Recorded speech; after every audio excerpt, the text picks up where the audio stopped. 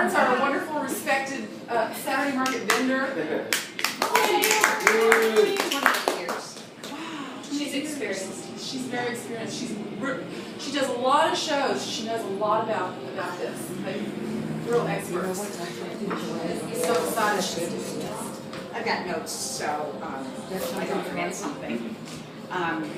This is actually, I have handouts sitting right there on that Let's table. go ahead. I'll hand these out. Go ahead. The handouts basically just list some references. I was trying to make a list of shows in the Northwest and it just got overwhelming. There's so many shows, and it's easy now to find shows with Google and whatnot. So I'm seeing that a lot of people here already do shows. So this is kind of old hat for you, but this is a good time to learn about doing shows because the deadlines for next year are starting to come already. The Best of the Northwest, which has a spring show and a fall show, it's located in Seattle, and it's a lovely show indoor. Their deadline is, I believe, the 15th of November. So it's coming up quickly. So just so you know, it's time to start getting right on the project if you've decided you want to start doing shows. And there are lots of good reasons to do the shows. You get sales stronger than at the market usually during off-season when we're rainy and outside and your shows are inside, things like that. It helps you reach a brand new audience and people that might otherwise never get to see your work. We're lucky to have tourists come through here, so we have a constant flow of new people. But to find groups that are interested in work like yours is an important factor. It helps you do public relations, increase flow to your booth here at the market and to your website. It helps you build your credibility. Uli just was fortunate to win an award at a show that he just did in California. Yeah. And so he'll put that on his resume when he goes to present his work to galleries, or even if he hangs his ribbon in his booth. It tells people that he is a really top-notch artist, and a lot of shows do have juries and awards that you can build your resume that way. It is a great way to expand your creativity and your credibility with the awards, but your creativity, because you'll find yourself in a place with a whole new group of artists, particularly if it's one of the very good shows. Here we have a mix of inexpensive things and very expensive things, but there it's usually really fine work across the board, and it's just inspiring. All of a sudden you want to get home and create again instead of this production that keeps the cash going. Doing shows is a nice way to uncover niche markets. If you have products that are good for dogs or cats or horse people or sportsmen or Renaissance festivals or science fiction conventions, Harley Davidson groups, if your work appeals to that type of customer, you get a lot of people focused on that particular topic, so you have, of the people attending, a lot more who will want to be buying. So sometimes that's a great way to supplement. We have friends that always do the Seattle Garden Festival show in February, I think it is. very expensive show, but their sales are just killer. People are coming, they want to buy. It's not practical take home a plant, but they can take home a little piece of art. So the other nice thing about shows, which I know some of you do, is you get to mix business with pleasure. You go to a different part of the country or the state. You hang out with different people, party at the country fair, or you can sightsee. It gives a break from the ordinary, come to the market and go home. The sheet lists the top 12 shows in the Northwest, and some people may think others are better, others are worse. Lake Oswego's never worked for me, but I know a lot of people think it's fantastic. So I just listed the ones that seem to me to be the most often talked about. Another way to find shows is especially if you're deciding to go national with it, is through the art fair source book, sometimes referred to as the big book. But you can find it online. I gave the reference there. They will list in their volume 1 the 300 best shows in the country. And some people, that's what they'll do. They'll pick the very best shows and work till they can get into those. They'll make a lot of money because people going to those shows spend a lot of money. The ranking is by the artists. So these are shows that the artists say, this is where you can make money. But other people find that they do better staying here at the Saturday market or doing small shows in the area where their expenses aren't as high. And so they may earn less, but they may profit more. So that's, you have to kind of find your own way there. Some people find shows, yes? Do they still have the Art for Source book at the desk? I don't know. They carried it, they used to have it, and it was a wonderful reference to have, and then a traveling vendor checked it out and never returned it. And this is an investment of, like at the time, I think it was $250 or $300.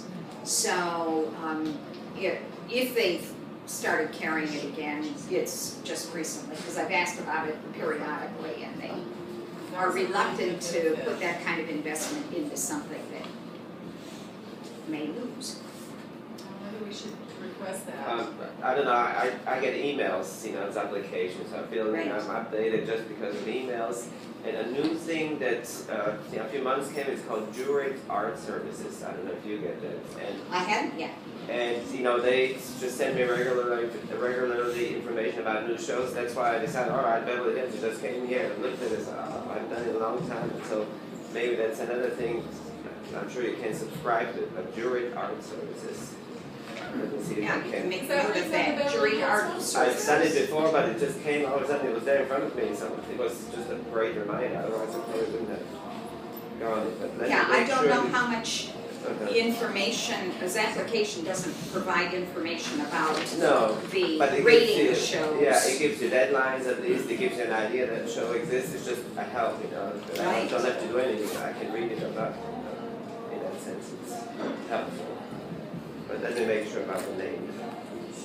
So often friends will tell you about shows that they've done, which can be really convenient and also it can be a disaster. We had a woodworking friend who was always telling us about these great shows that he did, and every time we tried one, it was a disaster for us. And we finally figured out that his customers were different from our customers, and if he has a great show, we better stay away from it. So you It's not need me. to know. It wasn't him. But it's called Jurate Art Services. I don't know Jurate if Art it's- Services. I imagine. And then some shows change. U District Street Fair used to be an excellent show. Great work. It was wonderful. And then they added beer, and it became a party. And the good artists weren't coming because they weren't selling as much because people were partying instead of buying. And then last year, they had a brilliant idea of raising their fees a lot. Their thinking was, somebody told them that good artists will only go to expensive shows. So they increased their rates so they would attract good artists. What they missed was that we will go to pay a lot to do a good show, but we'll still ignore a bad show, doesn't matter what it costs. So that's one I would avoid. Talking about beer, I found that shows that focus on beer don't work for us, but shows that have wine are good.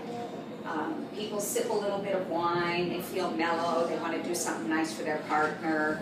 And so we've got in February here the Newport Seafood and Wine Festival. And if you, especially if your product appeals to 20-something people, they flock in from Corvallis and Eugene, and it's just mobbed, and they spend money. So, and it's something in February, which is always good for us because it doesn't conflict with the market. The other wine festival that we found to be good is the Astoria Crab Festival, which happens the last weekend of April, often conflicting with the Gathering of the Guilds. So different customers tend to be older, but still a nice place. Yes? I'm just curious the costs. The cost of these shows. I think Newport is, I don't know. It's a 4-day now, and I think it's $550 or $575. Astoria, I believe, is around $400, but I don't know specifics. But they are going to be, I've already received an application for Newport, so I don't know if that's closed yet or not because I'm not doing it. But Astoria should come shortly, so the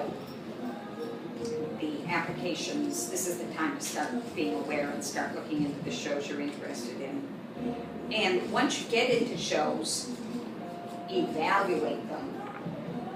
Make sure that the money that you're putting out on these large show fees and your travel and your motels and your food and everything else that goes along with it, including having your money tied up for usually about 3 months before you can do the show, is worthwhile. And your time, all that travel time, you can't be in the shop. Where here at the market, you can just leave home, do the market, go home. We used to do a lot of shows. We were only here about 20 times a year. But when I analyzed it ruthlessly, I found that I could eliminate a lot of the shows. And indeed, I'm not grossing as much, but have a larger profit at the end of the year. So it's something to really look at if you're considering shows at all. Make sure they're worth it. And the jury fee. Each show has a jury fee. They're running around $30 or $35 right now, though I just found out that I think in Kansas, which I don't go back east, I just do the Northwest. Kansas is going up to $65 just for jurying, just for the opportunity of them saying yes or no. So they're starting to be a huge investment. So look at the shows, or I recommend that you look at the show's website, look at the photographs that they show from previous years, see if your work is, and your photographs are of the quality that would work for that show. And if they're not, you might not want to waste your money. And also, in the Art Fair source book, it shows the number of booths available at a show, the number of comeback people that they invite back. A lot of shows bring back the same people every year. And it lists how many people applied to the show the previous year. So if the show has 100 booths, invites back 50. There are 50 spots. If they have 1,000 people applying for 50 spots, you might not want to take the gamble. You know, it's an individual decision. If you think your work is fantastic and all those 1,000 mean nothing, go for it. But it's something to pay attention to. For the application process itself, what the shows usually do is have gallery owners or artists or members of their committees, usually people who know something about art, be jurors.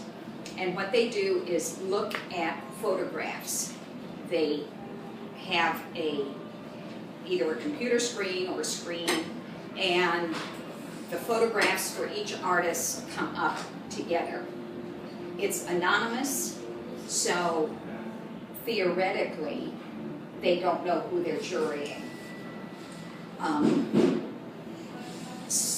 But you have only seconds as a juror to look at the work and make the decision. So it's really important that your photographs be really, really good. Single item, or if you have small, very similar items that when they're photographed together make a nice composition and still enable the juror to see the work and see how you've done it. But you want to have your shots in focus, of course, but without glare and without reflections, because anything that detracts from the art itself lowers your chances of getting accepted. Have consistent backgrounds, whether you choose black or white or graduated black to white background, whatever makes your piece pop, keep that fairly consistent among all the shots. If you do one black and one white and something else graduated, it's jarring to the juror. They tend to look more at the back instead of at the piece. And don't let the backs be busy. Don't hang it from a branch or, God forbid, a piece of plumbing. Phil and I did a jury for the Salem Art Festival, the jewelry group, and some person chose to photograph all their work in the bathroom. So here's earrings hanging from the faucet, and all the jurors were just so preoccupied with the fact, why would you put things in a bathroom, that their work really didn't get a fair shake. And they did it to themselves, just by trying to be cutesy. This isn't a time to be cutesy. If you have clothing, models can be distracting. So it's better if you can put it on a mannequin or a dress form so that they don't get preoccupied with the model. And you want to show a body of work. You may be able to use many different techniques, like Philip one year we had a great piece that was cast, another great piece that was anaplastic, another great piece that he had forged, but they were all so different looking, even though it was made by the same artist. They didn't show well together because you didn't get that, wow, this guy is really multi-talented. That's not what they're looking for. They're looking to see if you can develop a technique that works for you and then do different items in that same technique. And when you think that they're going to see all of these together, you want to make like a little composition of 3 pieces, or 3 or 4 pieces, usually it is. So try to have consistency of color so that they work well together.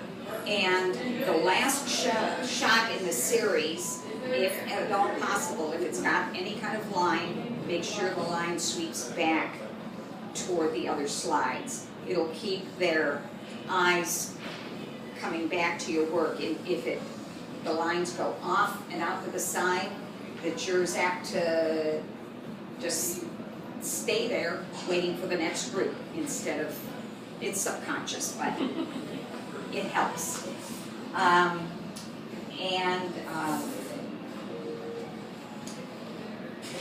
Then the booth shot.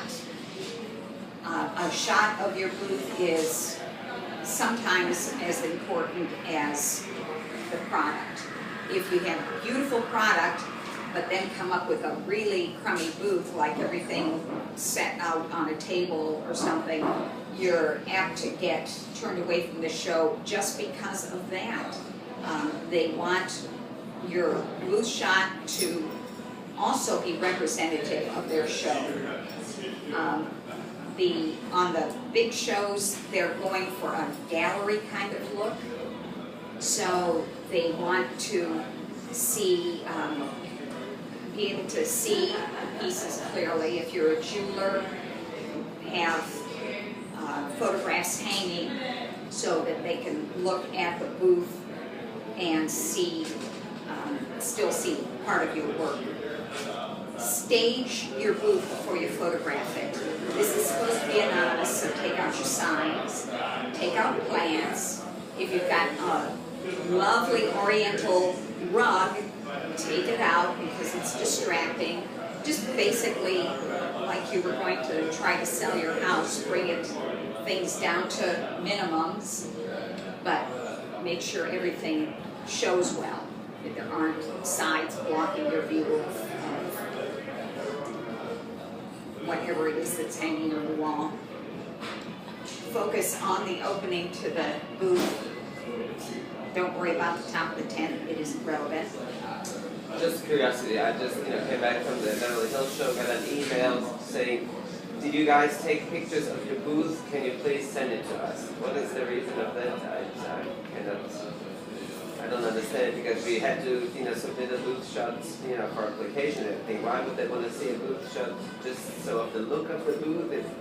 Probably what they want, if they're asking if you took pictures at the show, place, yeah. They probably just want to use it for a PR thing. So they want to show festive, not necessarily. If really, when you look at booth shots just for jury, they're not dull because they have the art hanging there, but as a PR thing, they're dull.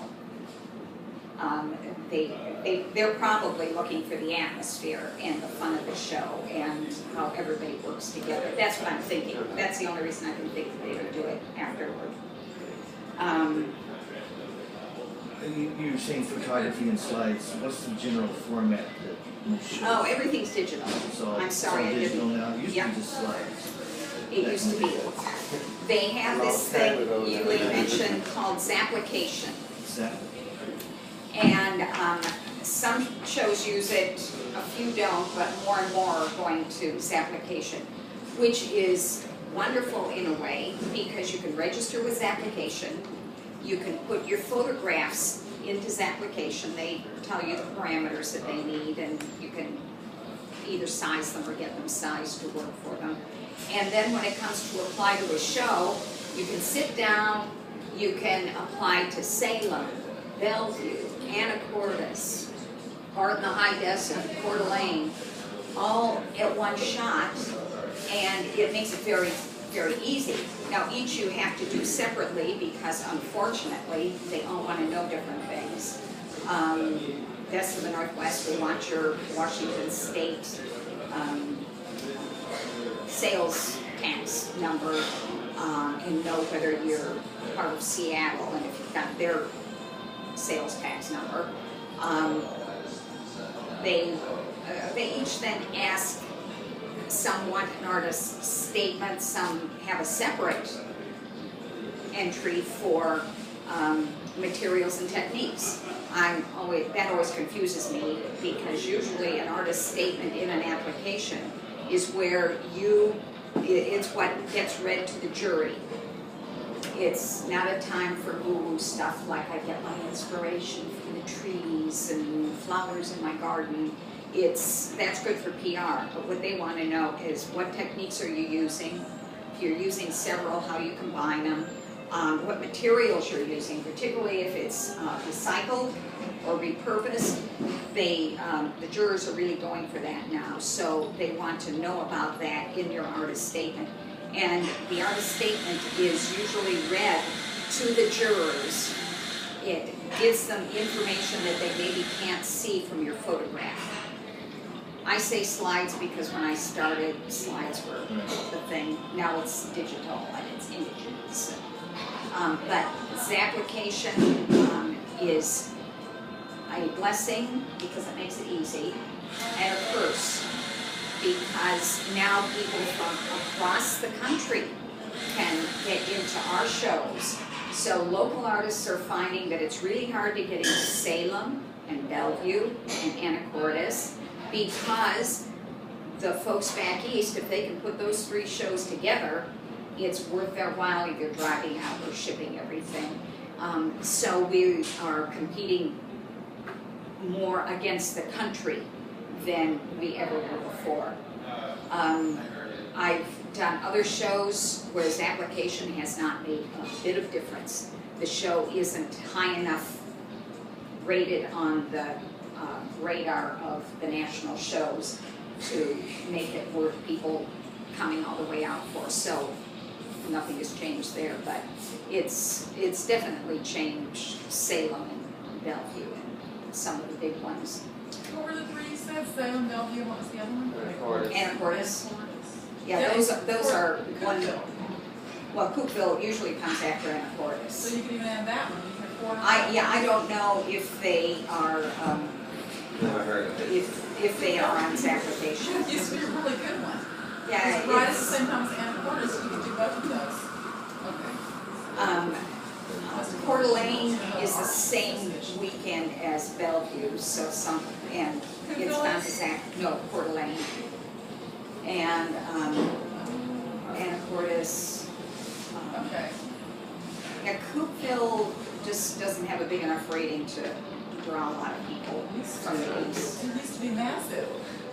But we'll talk about that later. Okay. Well, shows change, Yeah. and maybe my perception of Cookeville is different. People still It's been a go long there, time. definitely. It's been a long time. A lot of artists do Cookeville. Let's see, artist statement, and its application. Oh, another couple of references I put on there is one through Facebook called Artisan and Art Events in the Northwest. It's a Facebook group, and I signed on to it just to see what they're doing. And what I see is a lot of people putting out there, okay, I need a show for next weekend. Does anybody know of something that's happening? And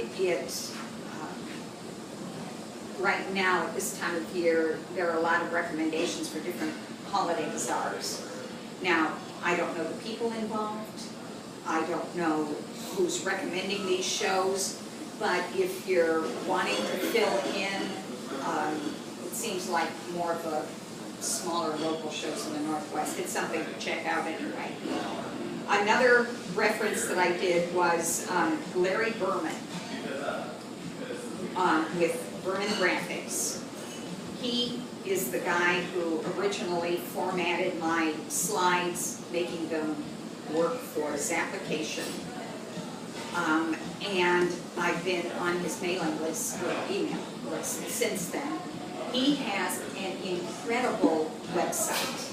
If you want to know anything about doing shows, about photographing your product, about how the jury process works, he's got article after article after article, much more than I can even begin to talk about. It's a great resource. I just looked him up to make sure I had his correct email address, and found an article that, whoa, this is just what I've been looking for. So it's a good reference to check out. So questions, discussions, something glaring On that note, he's part of a group. It's a photographers group for art shows. It's just called Art Show Photo on Facebook, and he's always piping in with answers and help. But I mean, they don't discriminate. You can sign up as a jeweler and just, cool. you know, Art eavesdrop Show. and ask questions. It's called It's just Art Show Photo. Art Show Photo. Yeah. And that's on Facebook? Just a Facebook group. Yeah. Ah, Cool. and he's one of I mean, the- most of the questions that come up are photography related. You Uh-huh. know, selling photography at shows. But Oh. I mean, if someone pipes in and just asks a question about a booth to buy or whatever, they're not going to discriminate against you if you're not a photographer. So, That's pretty cool. You have a chance to talk to somebody. yeah, I don't know how many people, but It's good to know where he's there's going. at least hundreds in that group, if not Uh-huh. up to thousands. Oh, And as nice as everybody is at the Portland Saturday Market, that's what I found at the art shows too. Artists are just nice, and they're willing to help out, and if you have a crisis, like locking your keys in your car, they are happy to help and loan you their phones and stay with you until the solution happens. It's kind of like being at the Saturday market, but away. So that's all I have. Any other questions? I'd like to know how many shows each of us does. How many shows do you do? We're down to about one a month, Like average. 12 shows a year? About. We went from doing 12 shows a year to doing 2 shows a year. It's just, yeah, I used to do a lot of shows, a lot more. Now I'm doing about 2. Yeah, I did 5 at my highest year, I guess, and I'm sure they do it. I did 2 this year, but I'm planning on doing a few more next year. I don't do many shows. Obviously, just one other one. Market. 2. Both local, but we don't get sometimes. So it sounds like the amount of shows that you do as an artist is declining somewhere. Oh, it sounds like it. it is for us anyway. It's getting to be where we're better off staying home, being able to make product. I figure if you get on the road, you need $1,000. It is, that's what we figure, $1,000. Yeah. Yeah, it's just what you said, Aurin. And you know, we used to do shows, oh, that was fun, travel and everything, and you know, you make $1,000 or a couple thousand or whatever, and oh, I made money. It wasn't until after 2 or 3 years I actually sat down and figured out the expenses and how much I was actually coming out with. But that I felt, you know, I can put my time into the market, and I don't make as much growth, you know, but I don't spend as much time making stuff to pay those fees either. And, Yeah, I I realize. think that's what's happened to a lot of us. Time, especially, you know, going places, driving, but you come back, you know, relax the same way when you stay in your lane in the hotel. You even meeting friends, you know, you're all day at the art show, and at night you still gotta be up to your game because you have, you know, it's different when you're in your own bed, in your own home, so it's just exhausting. A But big it is difference. great exposure. Yeah. If you're a partnership or a one-man show, I mean, I don't feel like I can comfortably do away shows, except ones that, like Country Fair, have crew of people don't help, but as a one-man artist, it's really hard. But I think it is important probably for the younger artists to have that in their experience, you know, doing these shows, and so that they can, it's part of the whole career of being a craftsperson. And you do, I still have customers who come to me at the Saturday market that I made at shows. You know, so you really do increase a lot. And you also increase your awareness of what it is to be an artist and a craftsperson, which is really important. If you make this your life, it needs to be more than just, you know, making money. It needs to be something that you feel is important. You mentioned it at the beginning, what was so important for me this time with the shows going out is just to change that habit of coming here doing the same thing, you know, Monday through Friday. You get different people walk into your booth, you get different comments. It's such a habit, you know, every week in here. And personally, it was a nice, you know, ego boost, just, you know, seeing, okay, this, you know, getting, you know, people that before wouldn't walk into my booth and now seeing it, and it just helped me personally. Like, I feel like, all right, I'm going to push myself further. It's just, you know, rather than doing the same thing, you know, it becomes a routine, and sometimes routines are not so beneficial. Or the development of your product. And Exactly. I've found where most of us have reserved spots, so we're sitting there looking at the same people, so I look at Jesse's knitting and t-shirts, and Barbara Covey, who does nice jewelry but doesn't bother the booth, and the Franks, and they do a lot of shows, but I'm used to these three people, and I go to a show and I can be across from an incredible painter or photographer or glass and sit there all weekend looking at these really marvelous works of art and think, oh yeah, I'm at this show. I rate being at this show with those kind of artists, and it is such a boost. It's reinvigorating, I find, when you get in the good ones. So, What about if you're doing faraway shows? I would imagine some of the shows, the accommodations must be totally booked up if it's a big show in a small area. Do you ever run into problems where you get accepted to a show and you can't find a place to stay? yes. What happens then? Sleep in your car? That happened to me at the Bend Summer Festival many years ago. Bend Summer Festival used to be a one-day show that was scheduled at the same time that Sisters had their annual quilt show, and that's huge. People come from everywhere to go to this big outdoor quilt show. And of course there's not many places to stay in Sisters, so they stay in Bend. And even as early as I tried, I couldn't find a place. So I ended up calling an artist who I barely knew. I talked to him a couple of times at shows, enough to know that he lived in Bend, and asked if I could stay there at their house. They were very gracious and said yes. But other times, like Corvallis, because they always have a game that sucks up all the motel space. We stay up in Albany. So sometimes you have to stay a town over, and we're used to driving 45 minutes to an hour to get here each morning anyway, because we live in Corvallis. So I'm more flexible probably than people who are used to living in the city and just jumping in their car and being at the market. But sometimes it's a struggle, and of course it's just. And we're camping. Awful. We camp every time we go someplace. So there's always Joanne, vendors. could you wait just a minute? You guys, we need to end this now. Okay, It's time. sorry. Thank you so